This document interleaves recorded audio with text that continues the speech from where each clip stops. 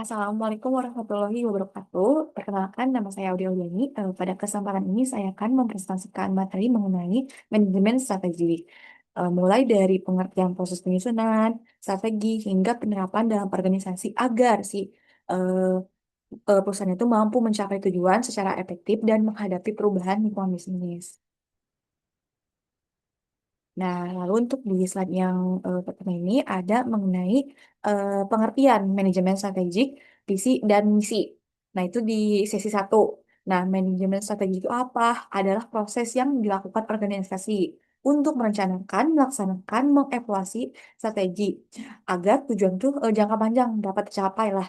Manajemen strategi juga membantu perusahaan menentukan arah yang jelas sehingga setiap perusahaan keputusan yang diambil sesuai dengan tujuan organisasi.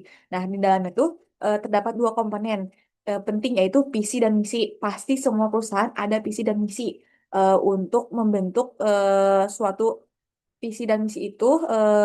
Nah, kita pasti pertama menentukan visi, yaitu menggambarkan si cita-cita atau kondisi yang ingin dicapai oleh perusahaan di masa depan. Nah, sedangkan misi itu apa? Misi itu adalah menjelaskan alasan si perusahaan didirikan, target utama yang dilakukan, dan nilai ingin yang diberikan oleh pelanggan. Apa sih? Atau misalnya si perusahaannya itu apa yang ingin diberikan oleh si perusahaan itu. Nah, seperti itu. Nah, dengan adanya visi dan misi yang jelas, si seluruh anggota organisasinya itu memiliki pedoman dalam bekerja sehingga tujuan perusahaan itu dapat dicapai secara lebih terarah. Nah, mau nggak mau dari karyawan tersebut tuh mengikuti dengan adanya visi dan misi ini agar si perusahaan juga ke arah yang sama dan tujuan jangka panjang seperti itu. Next. Nah, lalu di materi atau sisi kedua ini ada tentang perspektif umum manajemen strategi. Nah, itu apa? Nah, itu dalam menyusun strategi, perusahaan tidak hanya kondisi internal, tetapi juga harus memperhatikan lingkungan eksternal. Nah, faktor internal itu meliputi dari sumber daya, manusia, keuangan, teknologi, dan kemampuan produksi. Nah, sedangkan faktor eksternal itu apa? Nah, faktor eksternal itu meliputi kondisi ekonomi, perkembangan teknologi, persaingan, perubahan kebutuhan konsumen, dan kebijakan dari si pemerintah. Seperti itu. Nah, melalui analisis dua faktor tersebut, nah perusahaan tuh apa sih yang dapat diketahuinya tuh? Yang pertama, kekuatan, kelemahan, peluang, dan ancaman sehingga si strateginya tuh dibuat lebih tepat dan mampu meningkatkan daya saing. Seperti itu. Lalu di materi yang ketiga itu dari sesi ketiga lah, itu mengenai kerangka manajemen dan strategik dan perusahaan visinya. Nah, itu terdiri dari apa? Ada tiga tahapan utama yaitu rumusan, maaf, strategi, pelaksanaan strategi, dan evaluasi strategi. Jadi pada tahap rumusan itu, perusahaan menentukan visi misi, tujuan serta strateginya itu yang akan digunakan seperti yang sudah saya sampaikan tadi. Lalu setelah itu strateginya itu diimplementasikan melalui program kerja yang melibatkan seluruh bagian organisasi. Nah, selanjutnya itu dilakukan evaluasi untuk mengetahui apakah si strategi tersebut telah mencapai target atau masih memerlukan perbaikan. Nah, seperti itu. Nah, dengan adanya kerangka ini, si perusahaan itu memiliki arah yang jelas dalam menjalankan bisnisnya. Lalu untuk yang materi keempat atau sesi keempat itu peran budayanya dalam organisasi. Nah, budaya organisasi itu merupakan nilai, kebiasaan, dan aturan yang diterapkan dalam lingkungan kerja. Budayanya itu baik akan membentuk perilaku karyawan yang menjadi lebih disiplin, bertanggung jawab, saling bekerja sama, dan berorientasi pada kualitas. Tentunya ke arah yang lebih positif. Agar si perusahaan tersebut menghasilkan karyawan dengan kualitas yang lebih baik. Nah, sebaliknya si budaya organisasi itu yang kurang baik dapat menyebabkan rendahnya produktivitas, komunikasi yang buruk, dan sulitnya mencapai target perusahaan. Nah, oleh karena itu, si budaya organisasi itu menjadi salah satu faktor penting yang mendukung keberhasilan si strategi perusahaan. Seperti itu. Nah, lalu untuk yang kelima atau misalnya sesi kelima ini membahas tentang riset dalam manajemen strategik. Jadi, si riset itu merupakan dasar dalam pengambilan keputusan strategis. Melalui riset, perusahaan dapat mengetahui kebutuhan si konsumennya itu berapa, kondisi pasarnya itu bagaimana sih, dan perkembangan teknologi itu yang akan dihadapi seperti apa, dan strategi yang digunakan oleh perusahaan itu bagaimana ya. Jadi, kita juga mengetahui dari beberapa hal tersebut, ya gitu. dari hasil riset itu membantu perusahaan itu mengurangi risiko kesalahan dalam pengambilan keputusan. Selain itu, si perusahaan itu juga dapat menemukan peluang bisnis baru dan mengembangkan produk yang lebih sesuai dengan kebutuhan pelanggan dari hasil riset yang tadi. Nah, karena itu strategi yang baik selalu didasarkan pada data dan informasi yang lebih akurat seperti itu. Nah, untuk selanjutnya, untuk materi yang keenam ini ada manajemen sumber daya manusia strategik. Jadi, sumber daya manusia itu merupakan aset yang sangat penting dalam organisasi. Ya, tanpa karyawan yang kompeten atau misalnya strategi yang perusahaan tidak akan berjalan dengan baik. Nah, manajemen SDM lah atau misalnya meliputi proses rekrutmen, pelatihan, pengembangan, kompensasi, penilaian kinerja hingga pemberian penghargaan kepada karyawan. Nah, tujuannya untuk apa? Untuk memastikan bahwa seluruh karyawan memiliki kemampuan dan motivasi untuk mendukung pencapaian tujuan perusahaan. Seperti itu. Nah, lalu eh, di bagian manajemen pemasaran strategi ini ada apa ya tujuannya tuh apa agar produknya tuh atau jasa dapat diterima oleh konsumen dan mampu bersaing di pasar. Lalu perusahaannya tuh harus menentukan target pasar yang terlebih dahulu, memahami kebutuhan konsumennya tuh tadi seperti apa dan menetapkan harga yang sesuainya. Lalu memilih media promosi yang efektif dan memastikan produk mudah diperoleh atau oleh pelanggan atau mudah dikenali lah seperti itu. Nah, saat ini pemasaran kita tuh melalui media sosial dan e-commerce menjadi salah satu strategi yang banyak digunakan karena dapat menjangkau konsumen dengan lebih luas dan efisien. Seperti itu.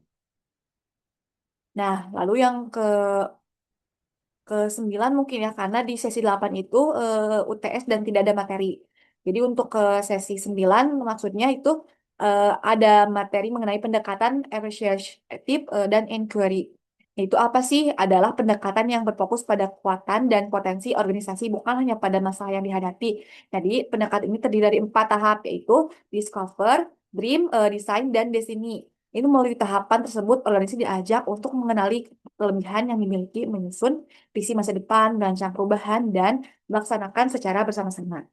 Lalu pendekatan ini mampu meningkatkan motivasi kerja dan inovasi dalam organisasi. Nah, lalu di mungkin sesi ke-10 ya untuk yang tadi karena kan di sesi 8 itu tidak ada materi. Lanjut yaitu balance scorecard. Apa itu? Balance dari scorecard itu merupakan alat yang digunakan untuk mengukur keberhasilan strategi perusahaan dari berbagai aspek. Nah, bukan hanya dari keuntungan, tapi ada 4 perspektif yang diukur adalah keuangan, pelanggan, proses bisnis internal, serta pelanjaran dan pertumbuhan. Nah, dengan menggunakan balance scorecard ini, perusahaan itu dapat mengetahui apakah strategi yang dijalankan sudah memberikan hasil yang baik dan area mana yang masih perlu dibaiki. Nah, dari hasil tersebut kan bisa dievaluasi mana kayak bisa diperbaikan, mana yang perlu dikembangkan seperti itu. Lanjut ya, buku ini ke sesi 11, peran kepemimpinan dalam manajemen strategi. Nah, apa sih? Itu kepemimpinan dimiliki peran yang sangat penting dalam keberhasilan strategi perusahaan. Nah, seorang pemimpin harus mampu memberikan arahan, mengambil keputusan yang tepat, memotivasi karyawan, serta membangun komunikasi yang baik. Nah, selain itu, pemimpin juga harus mampu menghadapi perubahan dan menciptakan lingkungan kerja yang mendukung inovasi, sehingga seluruh anggota itu dapat bekerja menuju tujuan yang sama. Jadi, peran kepemimpinan itu sangat penting. Kenapa? Karena kita sebagai karyawan tuh pasti tentunya melihat dari peran dari si kepemimpinan tersebut. Jika pemimpinnya tuh tidak memiliki hal atau misalnya kebiasaan yang bisa membangun karyawannya, maka manajemen tersebut tidak akan berhasil dan mungkin sampai ke karyawan itu kebiasaan itu akan memburuk gitu. Jadi peran dari kepemimpinan ini sangat penting karena si pemimpin itu adalah contoh untuk karyawan dalam di tempat kerja seperti itu.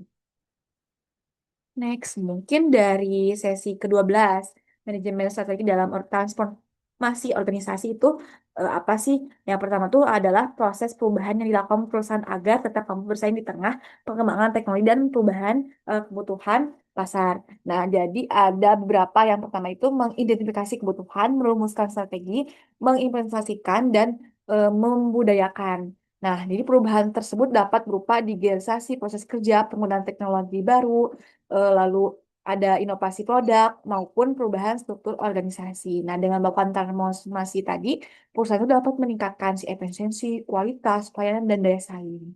Seperti itu. Lalu next, untuk di sesi ke-13, eksekusi strategi. Jadi eksekusi strategi atau strategi yang telah dirancang itu tidak akan memberikan hasil jika tidak dilaksanakan dengan baik. Nah, oleh karena itu tahap eksekusi menjadi sangat penting. Jadi eksekusi strategi itu meliputi pembagian tugas yang jelas, penyediaan sumber daya, koordinasi antar bagian, serta pengawasan terhadap pelaksanaan program kerja.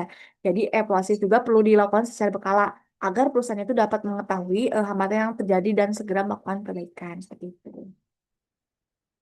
Nah, maaf, tadi di situ ada mengenai alokasi sumber daya, itu kan menyediakan aset finansial juga, SDM dan teknologi yang tepat. Lalu ada struktur organisasi yang memastikan struktur itu mendukung investasi lagi dan bukan menghambatnya. Ada sistem dan proses juga, lalu ada kepemimpinan dan budaya. Next, untuk di sesi terakhir, mungkin di sesi 14 itu ada eh, mengenai strategi kini, esok, dan akan datang. Nah, ini materinya masih hangat, masih dipelajari minggu lalu. Jadi perusahaannya tuh perlu memiliki strategi yang berorientasi pada masa kini, masa depan, eh, yang dekat dan jangka panjang. Nah, strategi ini berfokus pada peningkatan kualitas produk dan pelayanan. Strategi juga berarti pada inovasi dan pengembangan pasar, sedangkan strategi yang akan datang bertujuan membangun daya saing melalui digitalisasi, pengembangan teknologi, dan keberlanjutan bisnis. Nah, dengan perencanaan yang berkelanjutan, perusahaan akan lebih siap menghadapi perubahan dan mampu mempertahankan keunggulan kompetitif. Mungkin ada beberapa juga visi jangka panjang yang transformatif, yaitu ini misalnya adaptasi dan efisiensi, yaitu fokus pada investasi, lalu optimalisasi operasi dan adaptasi cepat terhadap perubahan pasar saat ini untuk menjaga relevansi. Nah, untuk esok ada inovasi dan perubahan, yaitu mengidentifikasi peluang baru, mengembangkan produk atau layanan inovatif, dan mendorong pertumbuhan jangka pendek yang berkelanjutan. Untuk yang akan datang, mungkin visi jangka pendek dan jangka panjang dan keberlanjutan. Maaf. Jadi membentuk masa depan melalui perencanaan, skenario, dan pembangunan kapabilitas untuk menampilkan di masa depan seperti itu. Nah, jadi saya bisa dapat simpulkan dari materi sesi 1 sampai 14 karena di sesi 15 itu kemarin hanya penulisan di kertas folio untuk rangkuman dari sesi 1 sampai 14 yang mengenai usaha. Nah, jadi hanya ada sesi 1 sampai 14 saja untuk materi. Jadi kesimpulannya adalah manajemen strategik adalah perjalanan holistik yang mengintegrasikan visi, implementasi, dan adaptasi berkelanjutan untuk mencapai keunggulan kompetitif. Nah, mungkin itu tujuannya untuk apa? Untuk arah jelas dan fondasinya itu lebih kuat. Dimulai dengan visi, misi, dan budaya organisasi yang solid sebagai penentu arah. Lalu yang kedua yaitu integrasi fungsional. Itu menentukan memadukan riset, SDM, dan pemasaran strategi untuk sinergi dan eksekutif efektif. Untuk pengukuran kinerja dan inovasi, yaitu menggunakan balance scorecard dan appreciative inquiry untuk pertumbuhan dan perbaikan terus-menerus. Ada kepemimpinan dan adaptasi, yaitu kepemimpinan strategi fungsional dalam mengimplementasikan dan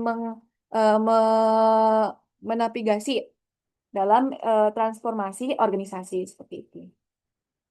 Mungkin dari materi sesi 1 sampai 15, eh,